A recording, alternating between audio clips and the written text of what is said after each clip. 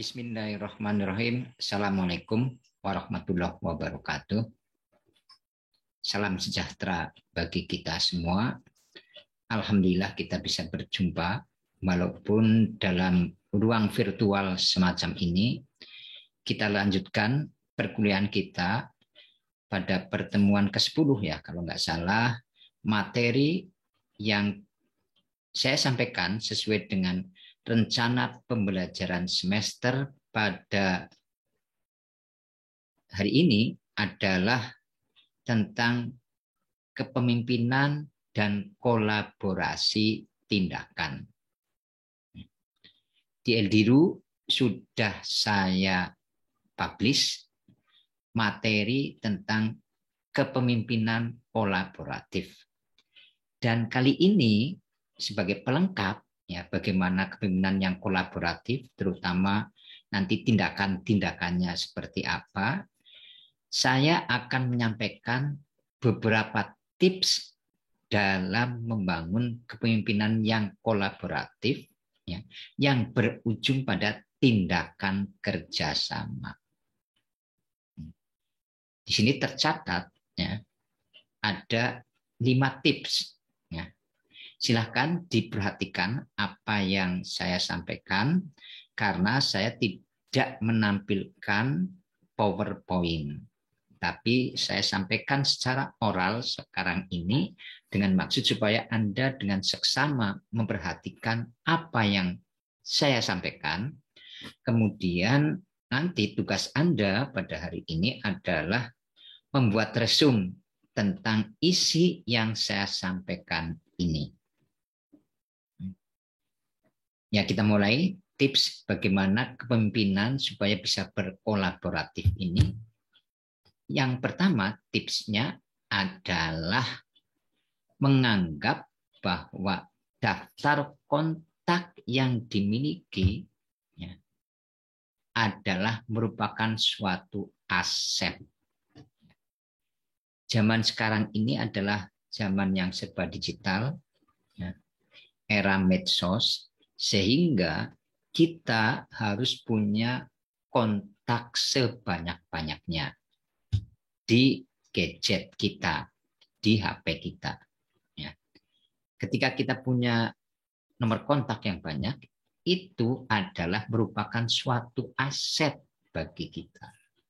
Makanya harus dimanfaatkan, ya, harus dimanfaatkan aset itu sebaik-baiknya. Dan jika kita mengetahui nomor kontak seseorang, apalagi nomor kontak itu adalah orang yang punya potensi bisa bermanfaat bagi kita, punya potensi bisa bekerja sama, punya potensi masa depan, ya, itu kita bisa berkolaborasi, maka segeralah nomor itu disimpan. Tentu saja cara menyimpannya juga dengan apa?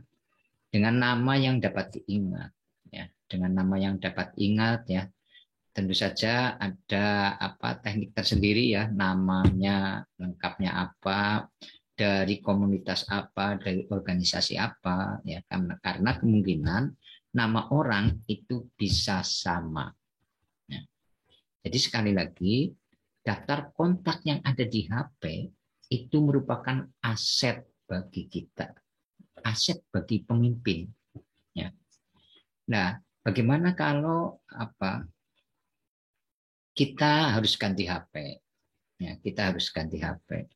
Tentu saja, jangan sampai nomor-nomor yang ada di HP yang lama yang mau diganti itu adalah hilang nantinya. Sehingga sekarang ini sudah sangat dimudahkan ya. Ketika kita ganti HP itu tentu saja nomor yang lama bisa kita panggil lagi. Ya, karena sudah ada Google Drive, ada apa fasilitas cloud untuk menyimpan nomor HP kita.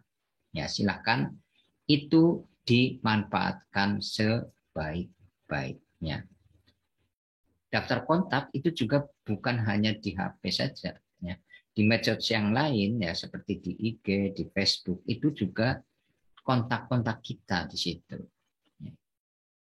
Daftar follower, daftar teman itu adalah aset bagi kita. Sewaktu-waktu nanti akan kita butuhkan.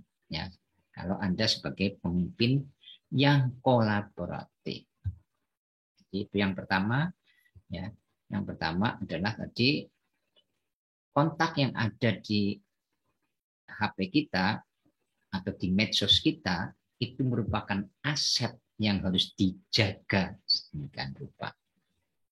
Yang pertama, yang kedua, ya, karena sekarang ini adalah era medsos, ya, era pengiriman pesan secara elektronik, maka ketika kita berinteraksi, ya, kita berinteraksi dengan orang lain, ya, untuk kepentingan organisasi atau kepentingan pribadi dan lain sebagainya, maka kita harus quick respon, respon yang secepat-cepatnya.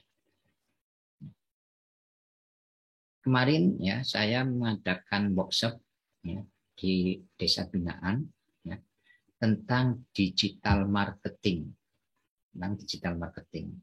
Ya. Pembicaranya adalah pengusaha yang sukses telah menerapkan digital marketing. Nah, digital marketing itu dengan media sosial, ya, dengan media sosial dan memperkerjakan beberapa admin di media sosial. Ya, si pengusaha itu, si bosnya itu memberikan SOP, ya, memberikan SOP bagi admin, ya, bagi admin. Jika ada pesan masuk, maka harus segera direspon. SOP-nya berapa? 1 menit. Jadi dalam waktu 1 menit harus direspon kalau ada pesan masuk. Nah, inilah luar biasa ya, 1 menit sudah direspon. Zaman sekarang ya, kalau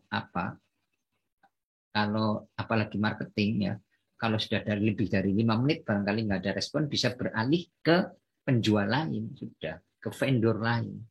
Makanya harus quick respon ya bagi seorang pemimpin yang kolaboratif.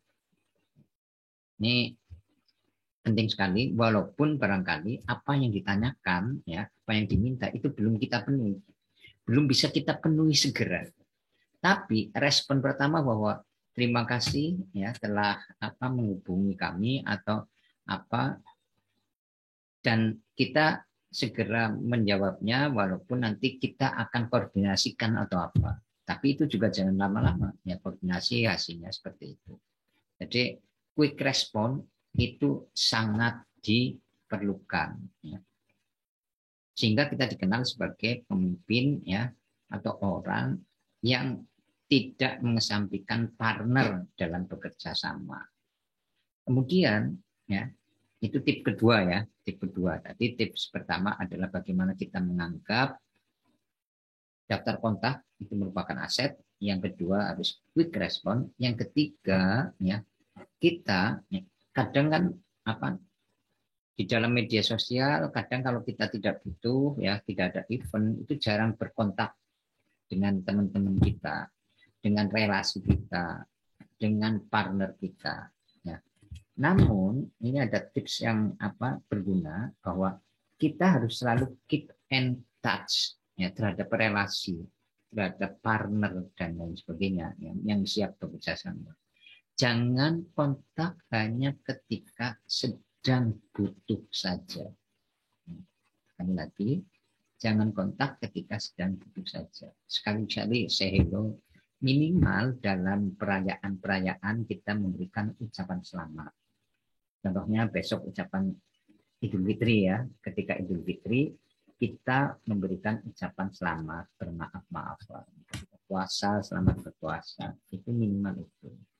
Minimal tanya kabar juga, tanya kabar atau apa, atau ini bagi partner kita, relasi kita yang sangat rajin untuk update status, update story, ya sekali-kali kita harus meresponnya, ya, merespon, memberikan apresiasi, ya, dan barangkali bisa supaya bisa berlanjut untuk berinteraksi dan berdiskusi.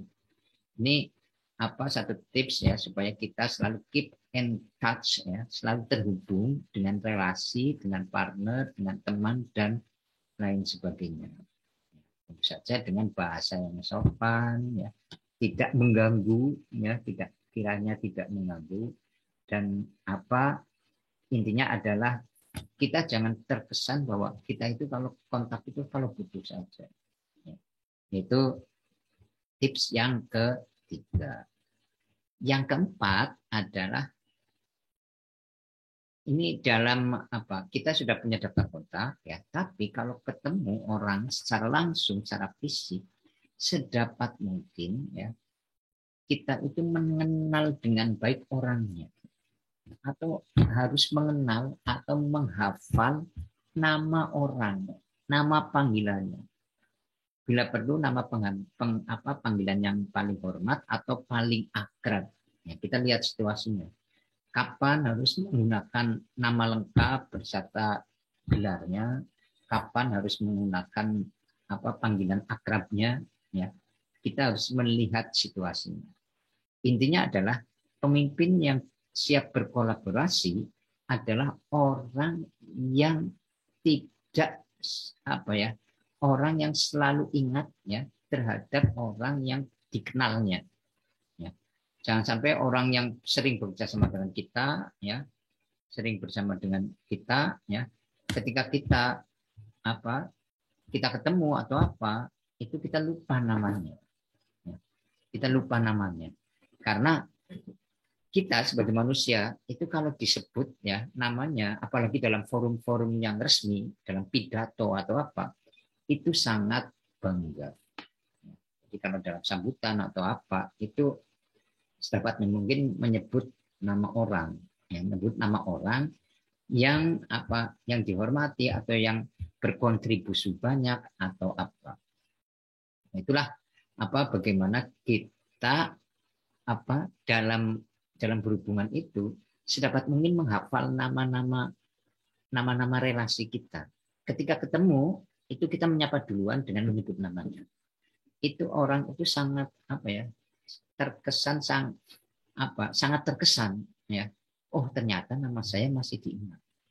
Termasuk kalau kita tadi dalam kontaks ya. Itu kalau saya ditelepon oleh seseorang dan orang tersebut nomornya itu masih saya simpan, pasti saya panggil dulu namanya. Assalamualaikum ya. Dia mengucapkan salam ketika telepon. Assalamualaikum Pak Ali, waalaikumsalam, namanya saya sebut karena di daftar kontak itu masih terlihat. Itu biasanya sangat dia berterima kasih. Oh, terima kasih ya, nomor saya masih disimpan Pak Ali. Contohnya seperti itu. Itu kalau di telepon. Kalau di dunia fisik ya, kalau ketemu langsung juga kita menyebut namanya, ya, kita menyebut namanya. Nah, itulah dalam menghafal nama orang itu punya teknik sendiri. Nah, ini dalam dunia marketing ada training khusus bagaimana menghafal nama orang. Ya, menghafal nama orang karena klien atau pelanggan itu sangat beda ya kalau di hubungan kedekatan dan lain sebagainya itu beda, nanti ada pengaruhnya. Nah, ini mengambil dari dunia marketing. Ya, dunia marketing karena nantinya kalau bisa itu kita bisa mengajak kerjasama. Itu yang keempat. Yang kelima, supaya kita punya jejaring yang banyak, bisa berkolaborasi dalam tindakan nantinya, maka kita harus punya kegiatan informal ya yang beragam, yang banyak, punya hobi yang banyak, dan bergabung dalam komunitas berbagai kalangan. Nantinya dari itu kita punya relasi yang banyak. Ya. Sebagai contoh, saya punya komunitas Guest House Harrier, komunitas hiking. Ya, hiking bahkan saya jadi ketuanya. Dan anggotanya kebanyakan adalah orang-orang etnis Tionghoa, etnis Cina, ya, etnis Cina, dan kebanyakan adalah pengusaha. Nah, di situ kita bisa manfaatkan untuk kerjasama. Ya, banyak ya ketika saya menjadi rektor dan dekan itu memanfaatkan jaringan-jaringan semacam itu. Ya. Saya punya hobi fotografi juga, hobi pingpong. Nah, silahkan Anda sekarang ini juga sudah harus punya komunitas sendiri, nantinya akan berguna bagi kehidupan Anda nantinya. Ya. Apalagi kalian menjadi pemimpin nantinya, itu ketika kita banyak bergaul ya dengan berbagai kalangan, dengan berbagai lintas sektor, ya, berbagai komunitas-komunitas, maka itu nanti kita akan mudah ya kalau kita punya urusan sesuatu. Ya, kita punya urusan sesuatu itu akan memudahkan kita. Ya, itulah tips ya, 5 tips bagaimana kita menjadi pemimpin yang kolaboratif. Ya. Yang pertama adalah bagaimana kita menganggap bahwa nama kontak kita, daftar kontak kita itu sebagai aset. Kemudian kedua adalah quick respon, ya. Yang ketiga adalah keep in touch, ya. Yang keempat, bagaimana kita menghafal nama-nama relasi kita, nama-nama teman kita, ya. Yang kelima itu bagaimana kita punya kegiatan yang banyak dalam kegiatan informal, ya, seperti olahraga, hobi, ya, dan bergabung pada komunitas-komunitas. Saya kira demikian ya yang dapat saya sampaikan ya.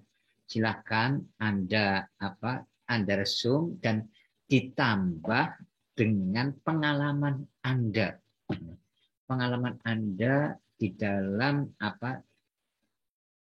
mengelola hubungan ya, dalam mengelola hubungan, pengalaman Anda sebagai pemimpin atau dengan memanfaatkan jejaring ya.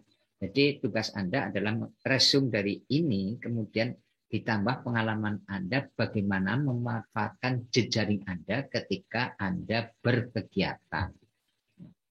Sekali lagi, resume materi ini ya, kemudian dengan ditambah dengan pengalaman Anda memanfaatkan jejaring ya ketika berkegiatan seperti apa. Ya, terima kasih ya. Kurang dan lebihnya mohon maaf. Saya akhiri. Assalamualaikum warahmatullahi wabarakatuh.